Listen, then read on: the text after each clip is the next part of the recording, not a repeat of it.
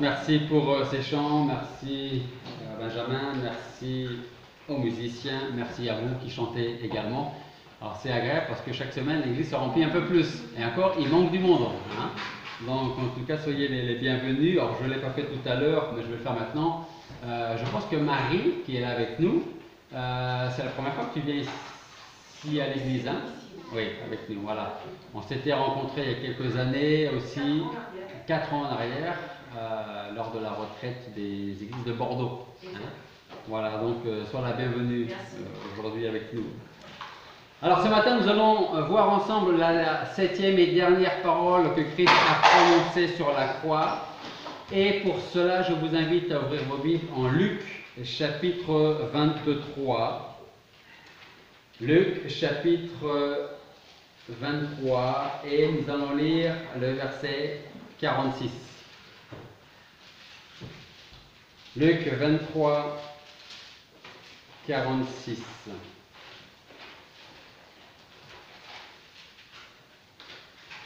Et Jésus s'écriant d'une voix forte dit, « Mon Père, je remets mon esprit entre tes mains. » Et ayant dit cela, il expira. Prions. Père Céleste, nous voulons te remercier parce que ce matin encore, tu nous fais la grâce d'être dans ta maison, de tenir entre les mains ta parole. Et c'est à travers elle que nous voulons être enseignés, être instruits aujourd'hui encore, Seigneur. Aide-nous à retenir ces paroles que le Seigneur a prononcées sur la croix. Aide-nous à prendre pour nous ces leçons qu'il nous laisse. Seigneur, aide-nous à lui ressembler comme nous l'avons chanté chaque jour un peu plus. Et je veux te demander donc ce matin de nous disposer favorablement, que nous puissions être attentifs à ce que notre Seigneur a dit sur la croix, à ce qu'il nous dit encore aujourd'hui, pour le mettre en pratique et le partager avec d'autres, Seigneur. Alors merci pour ce que tu fais dans nos vies et ce que tu feras encore. Et c'est dans ton nom que nous te prions. Amen. Jésus s'écriant d'une voix forte dit, « Mon Père, je remets mon esprit entre tes mains. » Et ayant dit cela, il expira.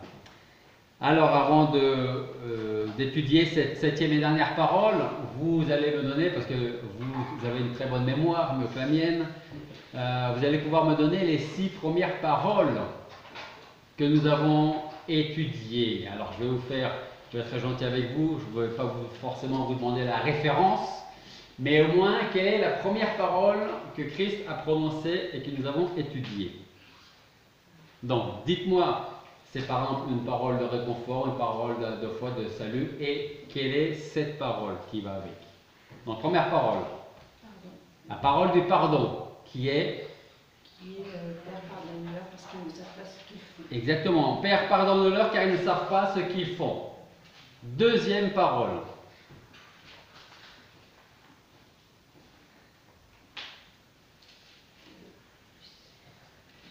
C'est ça, la parole du salut. Est-ce que quelqu'un peut me donner le verset associé? Enfin, en tout cas, pas forcément la référence, mais le verset. Je te le dis en vérité, tu seras aujourd'hui avec moi dans le paradis. Exactement, c'est lorsque le brigand lui demande de se souvenir de lui quand il sera rentré dans son royaume. Et le Seigneur il répond, ben, écoute, je te le dis, dès aujourd'hui tu seras avec moi dans le royaume de Dieu. Troisième parole.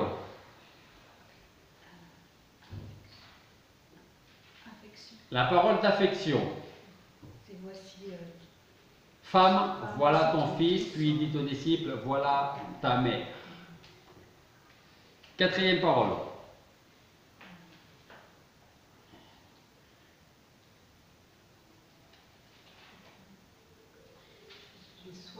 Non. La parole d'angoisse. C'est quoi la parole d'angoisse? Mon Dieu, pourquoi m'as-tu abandonné? Cinquième, la parole de souffrance. J'ai soif.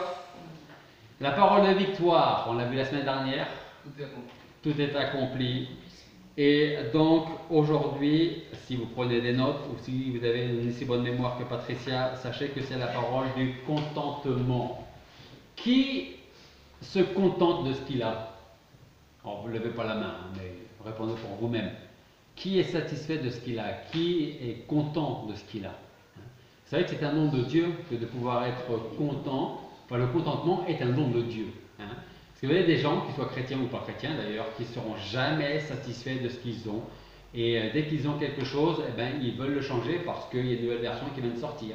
Voilà, donc ça, vous avez toujours des gens qui sont comme ça. Donc c'est un don de Dieu que de pouvoir être content de ce que nous avons. Autrement dit, être content de ce que Dieu nous confie ici-bas.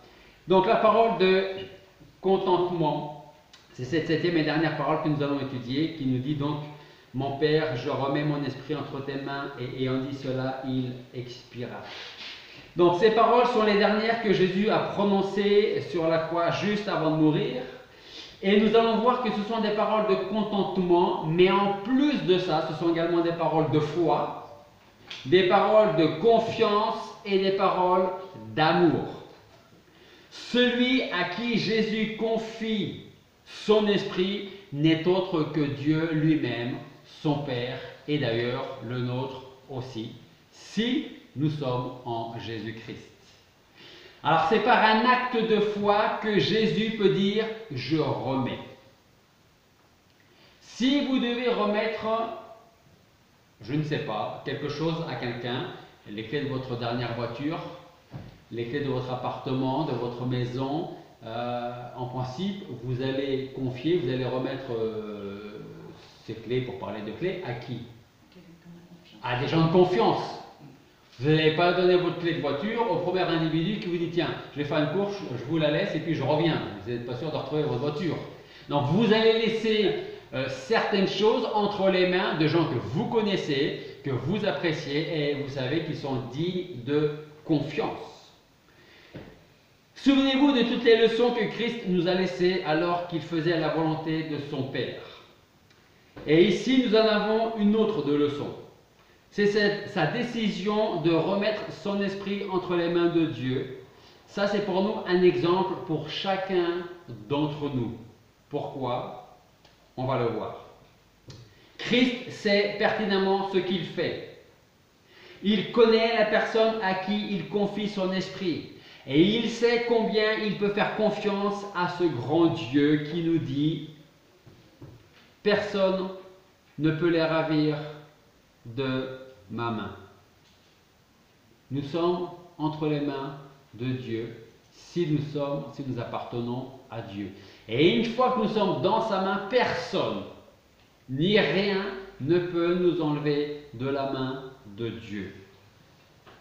Remarquez maintenant comment Christ accomplit cet acte de remettre son esprit entre les mains de Dieu. Au début du verset, nous lisons quoi? Au verset 46. Comment commence le verset 46?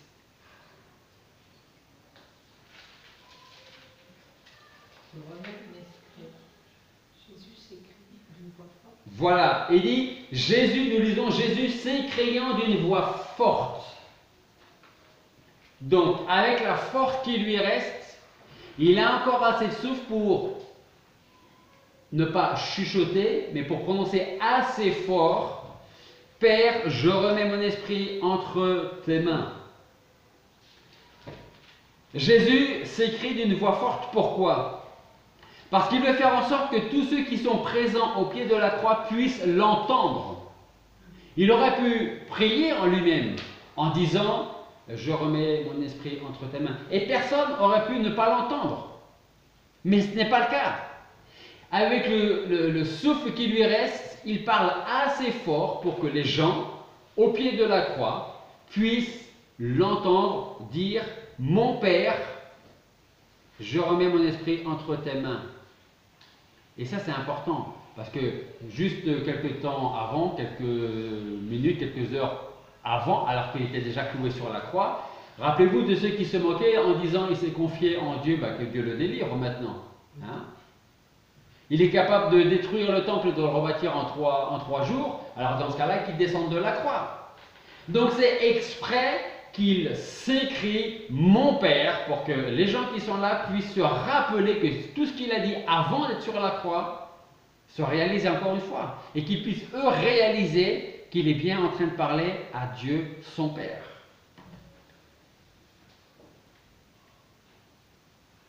En plus de ça, pourquoi il s'écrit d'une voix forte? Pour que tous ses ennemis, tous ceux qui se réjouissent de le voir cloué sur la croix, et qui le croyait sans ressources et complètement abandonné de Dieu, puisque Dieu ne l'a pas délivré de la croix, puisse réaliser que ce n'est pas le cas. Si Dieu l'a abandonné pendant 3 heures, Dieu ne l'a pas abandonné plus longtemps. Bien au contraire. À ce moment très précis, Christ était toujours le bien-aimé du Père. Et c'est pour cela qu'en toute confiance, il peut remettre son esprit entre ses mains. Alors Christ s'est exprimé par combien de fois sur la croix? 7 fois. Et comme tout le monde le sait, le chiffre 7 représente la perfection. Alors que ce soit au calvaire comme n'importe où ailleurs, durant son ministère, avant son ministère, Christ manifeste toujours toutes ses perfections. Et il le fait encore sur la croix. Alors, vous savez, le chiffre 7 indique aussi autre chose, quoi? J'allais vous le dire, mais c'est vous qui allez me le dire. Il y a la perfection. Et qu'est-ce qu'on retrouve avec cette histoire du chiffre 7? Ça va vous aider un peu dans l'Ancien Testament. Les 7 jours. Et qu'est-ce qui s'est passé le 7e jour? Le repos. Ok? Donc, le chiffre 7 indique aussi le repos dans l'œuvre que Dieu a accomplie lors de la création. Et les 7 esprits qui sont devant Dieu dans l'Apocalypse. Aussi, tout à fait. Donc, il a créé les cieux et la terre. Alors, quand je parle de Dieu a accompli l'œuvre de création, je parle de qui très exactement? De Jésus-Christ. Merci, c'est ça, absolument. De Jésus-Christ, c'est lui qui a créé toutes choses.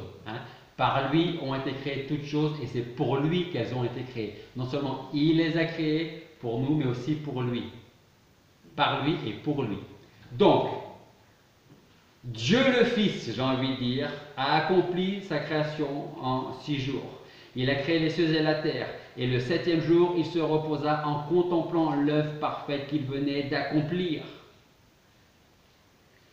Et là, ce fut la même chose, une fois de plus. Le Seigneur et Sauveur Jésus-Christ a reçu une œuvre à accomplir et maintenant elle est accomplie. Alors après les 6 premières paroles, Jésus peut enfin dire « Père, je remets mon esprit entre tes mains car tout est accompli, tout est fini ». Dès les premiers instants que Christ passa sur la croix, il était en communion avec son Père. Sa première parole, rappelez-vous, était « Père, pardonne-leur ».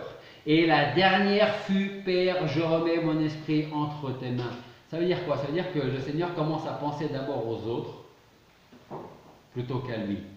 « Père, pardonne-leur parce qu'ils ne savent pas ce qu'ils font ». Et il termine par lui. « Je remets mon esprit entre tes mains ». Ce que nous pouvons mettre en avant concernant la vie de Jésus, c'est sa parfaite soumission à son Père. On le voit à partir de quel âge ça dans les évangiles? Qu'il est soumis, alors il a toujours été soumis, mais à partir de quel âge on voit dans les évangiles qu'il s'occupe déjà des affaires de son Père? À 12 ans. Ok? Nous pouvons voir que dès l'âge de 12 ans, il disait à Marie: ne savez-vous pas que je dois m'occuper des affaires de mon Père? À l'âge de 12 ans. Quand il fut tenté par Satan dans le désert, Jésus a répondu à Satan en disant qu'il vivrait de toute parole de Dieu.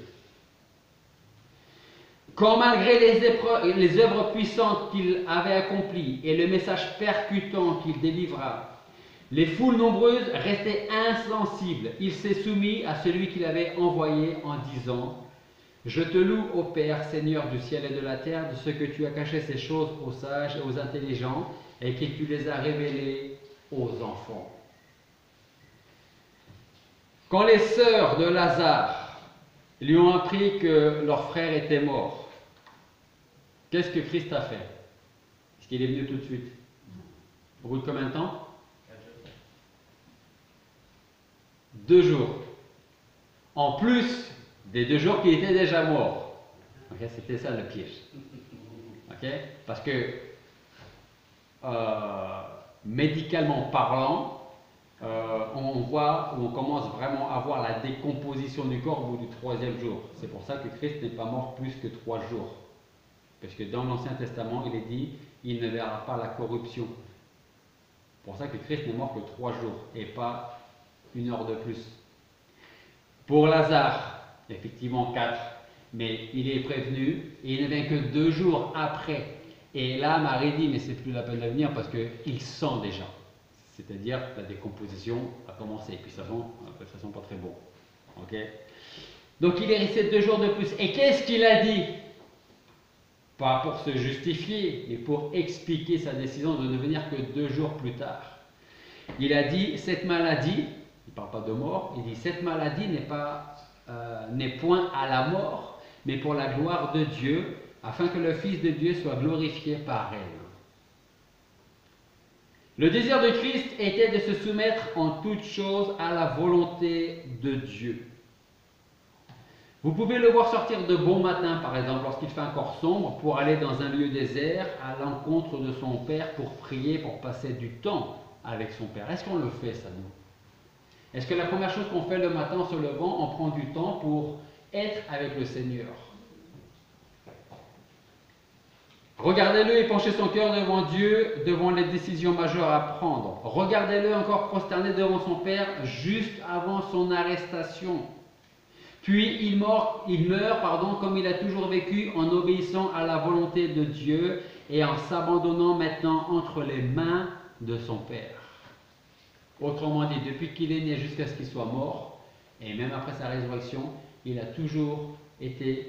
s'est toujours soumis à la volonté de Dieu. Bonne leçon pour nous à retenir et à mettre en pratique. Christ remet donc son esprit entre les mains du Père au moment de sa mort, parce qu'il sait à qui il laisse son esprit. Est-ce que c'est la même chose en ce qui nous concerne? On peut se poser la question. Avons-nous remis notre vie, notre cœur, notre âme, notre esprit entre les mains de Dieu? Autrement dit, avons-nous remis toute notre vie, tout notre être entre les mains de Dieu? Si on est capable de dire oui, si on a envie de dire oui, alors est-ce que nous sommes soumis volontairement à sa volonté? Est-ce que chaque jour que Dieu nous permet de vivre, nous recherchons sa volonté? En tout cas, ce que je peux vous dire, c'est que si vous avez remis toute votre vie, tout votre être entre les mains de Dieu, alors soyez certains d'une chose, elles sont, ou votre vie est entre de bonnes mains. Tout comme l'apôtre Paul, nous pourrons dire, je connais celui en qui j'ai cru. Et je suis persuadé qu'il est puissant pour garder mon dépôt jusqu'à cette journée-là, c'est-à-dire jusqu'à ce qu'il revienne me chercher. Je connais celui en qui j'ai remis toute ma vie. Et je suis persuadé qu'il est puissant pour me garder. Est-ce que vous connaissez Romains chapitre 12, verset 1? Bien sûr que vous le connaissez. Je vous exhorte donc, frères, par les compassions de Dieu, à offrir vos corps en sacrifice vivant, saint, agréable à Dieu, c'est votre culte raisonnable. Ça rejoint un peu l'exemple de la vie parfaite, de la soumission parfaite du Seigneur Jésus-Christ à son Père.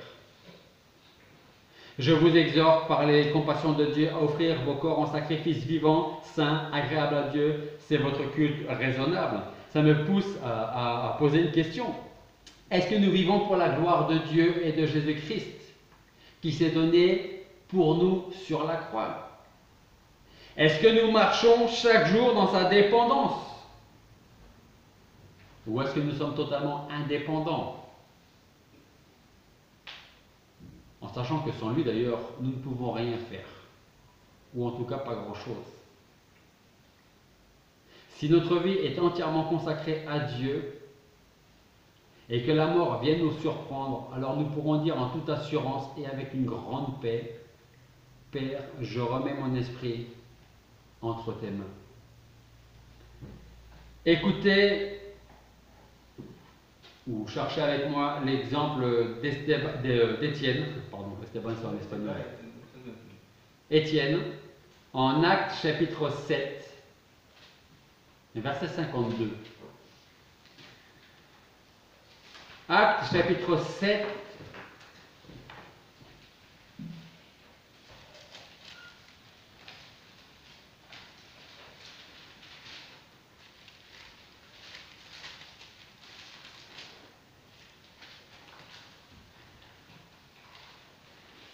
à partir du verset 52.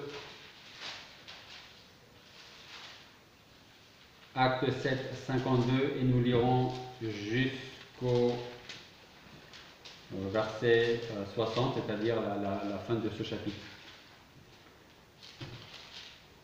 Nous lisons: Quel est le prophète que vos pères n'aient pas persécuté?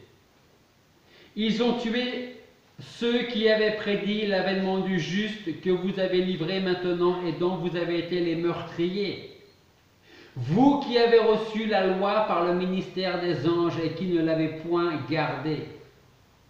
Entendant ces paroles, ils étaient transportés de rage en leur cour et ils grincèrent des dents contre Étienne. Verset 55. Mais rempli du Saint-Esprit et les yeux attachés au ciel, il vit la gloire de Dieu et Jésus debout à la droite de Dieu. Et il dit: Voici, je vois les cieux ouverts et le Fils de l'homme debout à la droite de Dieu. Alors, verset 57, eux, poussant de grands cris, se bouchèrent les oreilles et se jetèrent tous ensemble sur lui. Et le traînant hors de la ville, ils le lapidèrent. Et les témoins mirent leur manteau aux pieds d'un jeune homme nommé Saul, qu'on appellera plus tard Paul, l'apôtre Paul. Verset 59, et pendant qu'il lapidait Étienne, lui, il priait et il disait: Seigneur Jésus, reçois mon esprit. Puis s'étant mis à genoux, il cria d'une voix forte: Seigneur, ne leur impute point ce péché. Ayant dit cela, il s'endormit. Or, Saul avait consenti à sa mort. Je ne suis pas certain que si on nous met dehors pour tout simplement annoncer la vérité, qu'on vous mette dehors et puis qu'on vous lapide, je ne pense pas qu'on va rester comme ça à attendre la mort. Mais rempli du Saint-Esprit, il regarde vers le haut et qu'est-ce que nous lisons au verset 57? Il vit la gloire de Dieu et Jésus debout à la droite de Dieu. Juste avant sa mort, il voit celui qui est mort pour lui sur la croix en train de presque de lui dire: T'inquiète pas, j'arrive. Hein? Et lui, il dit: Seigneur Jésus, reçois mon esprit. Laissez-moi encore vous apporter une caractéristique unique de notre Seigneur et Sauveur. Il meurt comme jamais personne ne l'a fait. Personne ne lui prend la vie. Il la donne de lui-même. Comme il l'avait dit en Jean chapitre 10, verset 17, où nous lisons: Voici pourquoi mon Père m'aime, c'est que je donne ma vie pour la reprendre. Personne ne me l'ôte, mais je la laisse de moi-même. J'ai la puissance de la laisser et la puissance de la reprendre. J'ai reçu ce commandement de mon Père. Alors maintenant, ce que nous avons besoin de comprendre, c'est pourquoi, je pense que c'est quand même clair dans votre esprit, mais on va faire un petit rappel, c'est de bien comprendre pourquoi il donne sa vie. Pour cela, souvenons-nous de ces paroles lorsqu'il disait, en Marc 2, 17, ce ne sont pas ceux qui sont en bonne santé qui ont besoin de médecins, mais ceux qui se portent mal. Je suis venu appeler à la repentance non les justes, mais les pécheurs. Très important ce verset. C'est quoi qui est très important? Jésus dit: je suis venu appeler à la repentance non les justes, mais les pécheurs. C'est Jésus qui appelle. Matthieu 18, 11. Je suis venu pour sauver celui qui était perdu. Romains chapitre 5, verset 6. Car lorsque vous étiez encore privés de toute force, je suis mort en mon temps pour vous qui étiez des impies, des pécheurs. Alors maintenant, je peux que vous vous demandiez si vous aussi, vous avez le droit de croire. Est-ce que je peux croire? Est-ce que j'ai le droit de croire? Dans ce cas, écoutez-moi. Vous savez qui est Jésus. Et probablement, vous croyez qu'il est le Fils de Dieu. Vous êtes sûr qu'il est capable de sauver parfaitement tous ceux qui viennent à lui par la foi. Il se peut même que vous n'ayez aucun doute sur sa nature divine, sur sa naissance, sur sa mort et sur sa résurrection. Mais peut-être que votre doute se trouve à un autre niveau, vous demandant si vous aussi, vous pouvez bénéficier de ce salut qu'il accorde par son sacrifice. Dans ce cas, qu'allez-vous faire? Je pose la question et j'en pose une autre. Vous, dans votre esprit, il n'y a pas de doute que Jésus est bien le Fils de Dieu, qu'il est mort sur la croix. Mais est-ce que vous allez essayer de vous sauver par vous-même? Je pose la question parce qu'il y a des gens qui essaient de se sauver par eux-mêmes,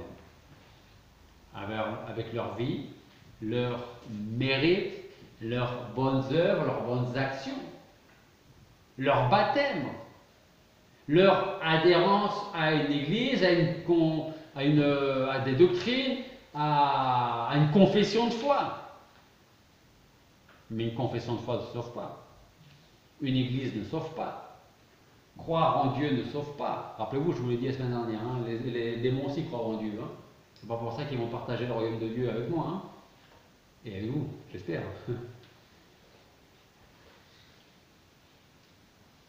On a parlé ce matin dans l'étude de la justice.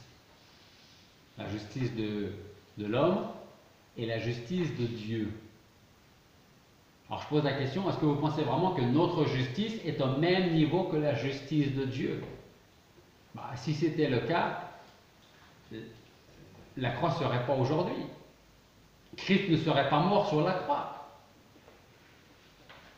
Quand Dieu a placé un si grand prix sur notre salut, il décida que les hommes ne pourraient être sauvés et obtenir le salut qu'à travers la mort et la résurrection de Jésus-Christ. Pas grâce à nos œuvres, grâce à notre adhérence à une église, notre adhésion, on peut ça comme vous voulez. Pourtant, il se peut que vous soyez comme beaucoup trop de gens qui pensent pouvoir se sauver eux-mêmes. Ils pensent pouvoir se procurer le ciel avec leurs bonnes œuvres, ce ciel que Jésus-Christ, le Fils de Dieu, a obtenu au prix de son sang. C'est le Seigneur qui dit en Jean chapitre 15, « Sans moi, vous ne pouvez rien faire, même pas obtenir le salut. » Sachez que Dieu accorde le meilleur de sa grâce gratuitement, sans rien demander à l'homme. Et vous savez pourquoi?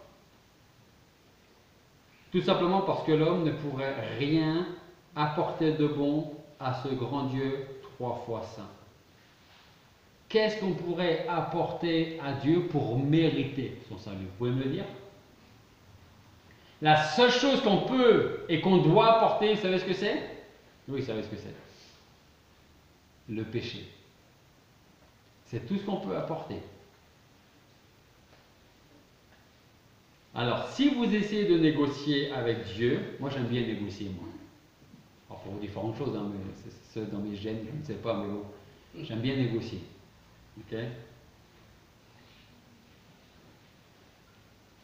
Si on essaie de négocier avec Dieu, il faut savoir une chose. On a déjà perdu. Ça, c'est sûr. Si vous cherchez à vous sauver vous-même par votre manière de vivre, répondez à cette question. Qu'allez-vous faire pour être sauvé si vous ne passez pas par Jésus-Christ. Très sincèrement, pensez-vous que le cœur de l'homme peut changer radicalement par lui-même? Le cœur de l'homme peut changer. Mais il ne peut changer que lorsque Dieu l'a changé. Mais si Dieu n'a pas changé votre cœur, alors radicalement, vous ne pourrez jamais le changer. Vous pourrez avoir peut-être un petit peu plus en vieillissant, on a peut-être un peu plus de compassion pour les autres, on a peut-être un peu plus de patience, mais votre cœur ne changera jamais radicalement par lui-même. La preuve, c'est que dès notre plus jeune âge, nous marchions déjà selon ce que notre cœur nous dictait. Nous errions comme des brebis perdues en suivant le mal. Alors, quelle raison avons-nous de croire que nous allons pouvoir changer le penchant naturel de notre cœur lorsque nous allons devenir plus âgés? Le cœur de l'homme reste le cœur de l'homme. Un très bon exemple. On est sorti pendant le confinement. Beaucoup ont dit, vous l'avez peut-être entendu avec moi aux informations, je pense que ça va nous changer. Et quand on va sortir du confinement, on va voir la vie autrement. On va s'intéresser plus à nos proches, à nos voisins. Vraiment, c'est quelque chose qui va nous changer. Ça nous a changé pendant 3 mois. Parce qu'après, la nature humaine revient au galop. Et une fois que vraiment tout ça, ce Covid et tout le virus est loin derrière nous, croyez-moi, on va revenir et on va revivre comme on vivait avant le virus et avant le confinement, durant lequel on a dit « je vais penser un peu plus aux autres ».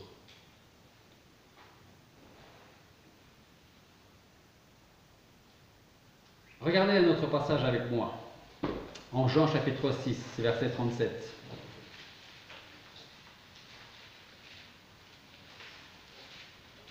Jean 6, 37 à 39.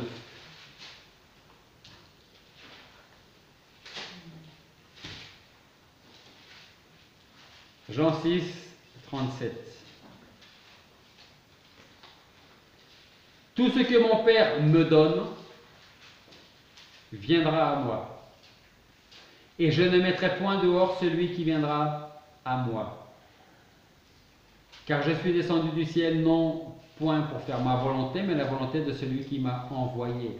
On retrouve la soumission du Seigneur à Dieu le Père. Or, c'est ici la volonté du Père qui m'a envoyé, que je ne perde aucun de ceux qu'il m'a donnés, mais que je les ressuscite au dernier jour. Jésus-Christ parle constamment d'un peuple qui lui a été donné, et ce qui est remarquable ici, c'est que même pendu à la croix, Jésus peut dire « Je n'ai perdu aucun de ceux que tu m'as donnés » quand il a dit « Tout est accompli ». Et ce que nous pouvons dire, c'est lorsque Christ remet son esprit entre les mains de Dieu, il associe aussi l'esprit de ceux qui lui appartiennent, de ceux pour qui il est mort, en les remettant à la providence de Dieu. Et je vous inviterai à la maison à lire Jean chapitre 17. Vous verrez. Tout est accompli. Je n'ai perdu aucun de ceux que tu m'as donnés. Tout est fait. Tout est accompli. La chose la plus importante et qu'il ne faut pas oublier, c'est que Jésus n'a pas vécu et n'est pas mort pour lui-même, mais pour ceux que le Père lui a donnés. Et remarquez une chose encore importante. Regardez bien où Christ remet son esprit entre les mains de Dieu. Et vous savez pourquoi? Parce que c'est un lieu qui désigne une sécurité éternelle entre les mains de Dieu. Voilà pourquoi il pouvait dire « Mon Père qui me les a donnés est plus grand que tous et personne ne peut les ravir de la main de mon Père. » Être entre les mains de Dieu. Vous savez, je préfère être entre les mains de Dieu qui m'a sauvé que d'être dans les mains d'un Dieu qui est toujours en colère contre moi.